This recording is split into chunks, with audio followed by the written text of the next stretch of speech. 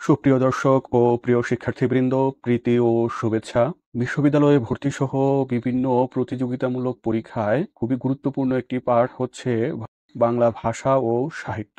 এ বিষয়ে ধারাবাহিক পর্ব নিয়ে আসছি আমাদের ইউটিউব চ্যানেল সিলেবাস অ্যান্ড সাজেশনসে। আজ এর 12তম পর্ব। এ পর্বে থাকছে ব্যাকরণ ও ব্যাকরণের আলোচ্য বিষয় সংক্রান্ত বিগত 25 বছরের বিভিন্ন ভর্তি পরীক্ষায় আসা প্রশ্ন ও তার সমাধান। তো চলুন মূল পাঠে যাওয়া যাক। উপভাষা হলো একটি ভাষার ভৌগোলিক রূপভেদ। বাংলা সাহিত্যের আদি নিদর্শন চর্যাপদ খুঁজে পেয়েছিলেন কে? হরপ্রসাদ শাস্ত্রী। ব্রাহ্মী লিপির কয়টি রূপ দেখা যায়? 3টি। সাধুরীতির বৈশিষ্ট্য কোনটি? অনুসর্গের পূর্ণাঙ্গ রূপ। বাংলা ব্যঞ্জনবর্ণ কয়টি? 39টি। ব্যাকরণ শব্দের ভূৎপত্তিগত অর্থ কি? বিশেষভাবে বিশ্লেষণ। প্রয়োগের অর্থ বিবেচনায় যে শব্দটি শুদ্ধ, স্বাগত। বিভক্তিহীন নাম শব্দকে কি বলে? প্রাতিপদিক। প্রত্যেক ভাষার মৌলিক অংশ কয়টি? 4টি। বাগধারা ব্যাকরণের কোন অংশে আলোচিত হয়? বাক্যতত্ত্বে। গৌড়ীয় ব্যাকরণ গ্রন্থটি কার রচনা? রাজা রামমোহন রায়। ব্যাকরণে নিয়ম বহির্ভূত প্রচলিত বিষয় বা দৃষ্টান্তকে বলা হয় নিপাতনে সিদ্ধ। ব্যাকরণ শব্দের বিশ্লেষিত রূপ কোনটি? বি আ ক্রি অন। সন্ধি ব্যাকরণের কোন অংশের আলোচ্য বিষয়? ধ্বনিতত্ত্ব। নিচের কোনটি ব্যাকরণের পাণিনি ধারা শাক্তায়নী? ডক্টর মোহাম্মদ শহীদুল্লাহ কত সালে ঢাকা বিশ্ববিদ্যালয়ে শিক্ষক হিসেবে নিযুক্ত হন?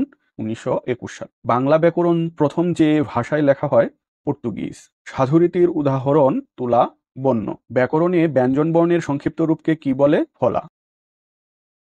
লেখো ভাষার দুটি রূপের নাম কি? সাধু ও চলিত। কোন শব্দটি ব্যাকরণের আলোচ্য সূচিতে পড়ে না? মনস্তত্ত্ব। নাটকের সংলাপ ও বক্তৃতার জন্য কোন ভাষা উপযোগী? চলিত। ডক্টর মোহাম্মদ এনামুল হক রচিত ব্যাকরণের নাম কি? ব্যাকরণ মঞ্জুরি। শব্দের অর্থযুক্ত ক্ষুদ্রাংশকে কি বলে? রূপ। কে দার্শনিক বিচারমূলক ব্যাকরণকে ব্যাকরণের একটি শ্রেণী বলে মনে করেন? ডক্টর মোহাম্মদ এনামুল হক। ব্যাকরণের কোন অংশে কারক ও সমাস আলোচিত হয়? শব্দতত্ত্ব বা রূপতত্ত্বে। অলিগলি শব্দটি ব্যাকরণের সংজ্ঞায় বলা হয় দ্বিরুক্ত অনুচর শব্দ। অক্ষর বা তার চিহ্নকে বলে বর্ণ। কার কিসের চিহ্ন? স্বরধ্বনির সংক্ষিপ্ত রূপ। ভোকাবুলারিও এম ইডিওমা বেঙ্গলা ই পর্তুগিজ ডিভিডিও এমাদুয়াস পার্স বইটি মুদ্রিত হয় কোন হরফে? রোমান। পুরুষ ব্যাকরণের কোন অংশে আলোচিত হয়? শব্দতত্ত্ব বা রূপতত্ত্বে। ধাতুরূপ ব্যাকরণে কোন অংশে আলোচিত হয়? শব্দতত্ত্ব বা রূপতত্ত্বে। বাংলা ভাষায় কতটি যতিচিহ্নের প্রচলন রয়েছে?